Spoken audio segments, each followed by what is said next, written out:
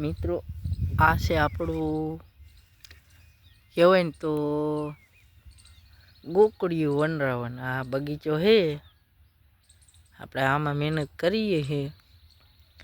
હરગવો છે, લીંબુ છે, અને વચ્ચે મેન ખેતી પણ કરીએ છીએ. જગ્યા ફાંડા માપ કરીને મૂકેલું છે કે વચ્ચે મેન વાવેતર પણ થાય. ક્યારેક ભાવ ન આવે બગીચામાં તો કામ આવે.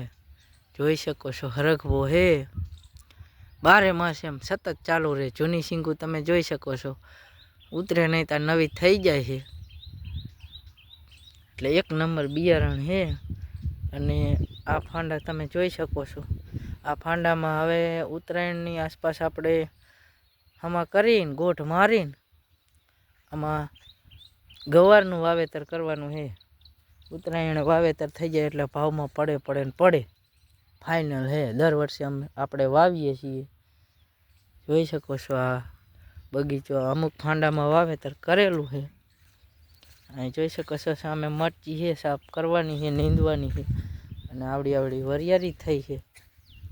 આગળની સાઈડ હજી આ લીંબુનો પણ ભાવ આવે છે, કેમ કે લીંબુનો ટાઈમ આવે ત્યાં સુધી આપણું ગુજરાત હરગવો છે, બકાલું છે, એમાં એને હાલતું હોય છે. જોઈ શકો છો.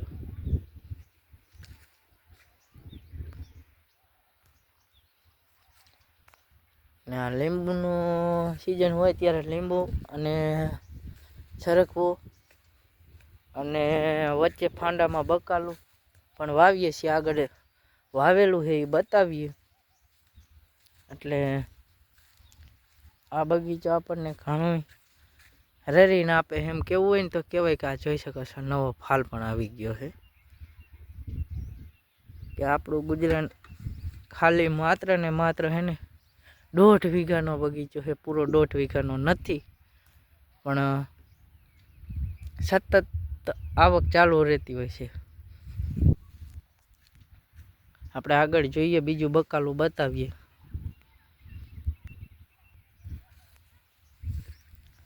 જોઈ શકો છો લીંબુ પણ મોટા છે, પણ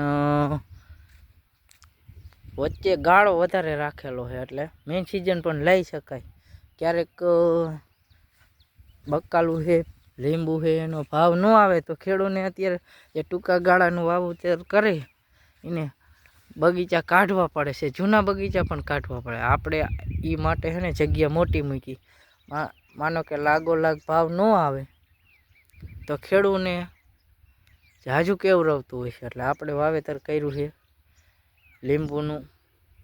જાજો ગાળો મૂકીને આની અંદર 3 સાહો રોટાવેટરના થાય એટલી જગ્યા મૂકેલી છે. ભાવ ન હોય તો કાંઈ નહીં, બગીચો ઊભો રહે અને વચ્ચે વાવેતર થઈ જાય. તમે જોઈ શકો છો આ છે આ ફાંડા છે લીંબુના 2 ગાળા વચ્ચે આપણે બકાલું વાવીએ છીએ.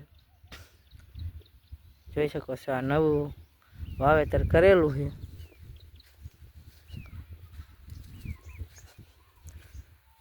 હરગવો ચોમાસામાં ક્યાંક પડી ગયો છે, પણ એને આપણે કાપ્યો નહીં, કેમ કે કપાય નહીં તોય ધોમ ઉતરે. આડો છે પડી ગયો છે. આ જોઈ શકો છો આ ટમેટી છે. આ 20 દિવસ પહેલાં વાવેલી છે. આ ફાંડા વચ્ચેના જ ગેપમાં વાવેલી છે, તો આ ઉત્પાદન આવતું હોય છે. અને મેઇન સિઝનમાં પણ સાઈડમાં થઈ જાય છે. જોઈ શકો છો હરગવો, જૂનો હરગવો હજી ખૂટો નહીં, ત્યાં નવો થઈ ગયો. ચોમાસાની વાતનું આ રીતે હરગવામાં લાગ છે ને જૂની નવી સિંગુ થતી આવે છે. આ છે ઓલા ટમેટા. લીંબુમાં પણ લીંબુ છે, જોઈ શકો છો. ફાલ પણ છે અને લીંબુ જોઈ શકો છો તમે. એટલે એક કરતાં ઝાઝા આ મિશ્ર ખેતી જેવું વાવેતર છે. પણ જોઈ શકો છો આ રીંગણી છે. થોડો બકાલો આપણે વાવીએ છીએ. આ મરચી કાલે વાવેતર કરેલું છે. પારીએ મરચી વાવી દીધી છે. આ અલગ જાતની 3 જાતની આપણે રીંગણી પણ વાવેલી છે. હવે આ બકાલાની અંદર હવે તમે જોઈ શકો છો બકાલું ચાલુ થઈ ગયું છે. રીંગણા છે. આ બાજુ પાણી ચાલુ છે. આ પાછું બીજી રીંગણી છે. ટમેટીમાં ફાલ આવી ચૂક્યો છે. ટમેટા પણ આવી ગયા છે, જોઈ શકો છો. હવે આ છોડવાને બાંધવાનો છે. આ છે ટમેટા. બીજી 5 ટમેટી વાવી દીધી છે. એટલે આ બગીચો આપણે કેવું હોય ને તો 10 વીઘાને ટક્કર મારે એવો છે. કેમ કે રેગ્યુલર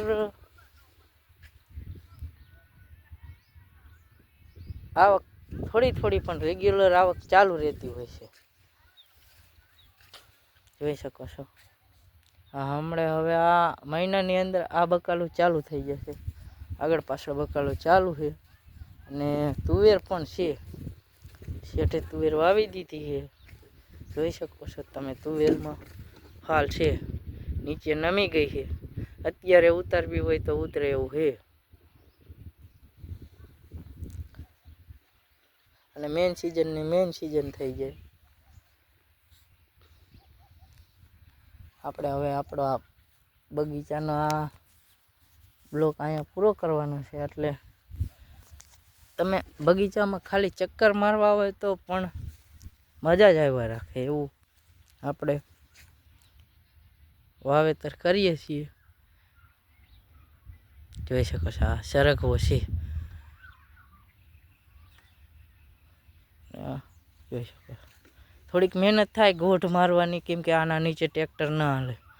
અને ગોઠ મારીને આપણે આવા કિયારા બનાવીએ છીએ. અને જે આ બગીચા વચ્ચે પડતર રહેતી જમીનનો ઉપયોગ કરી લીધો હે, જોઈ શકો છો. એટલે ખેડૂત મિત્રોએ આવું કરી શકે છે જો બગીચો હોય તો.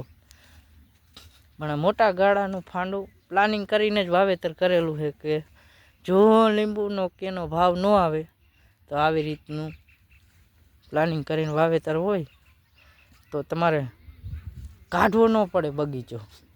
અત્યારે મોટા ભાગના ખેડૂત છે ને લીંબુનો બગીચો કાઢવા માંડ્યા.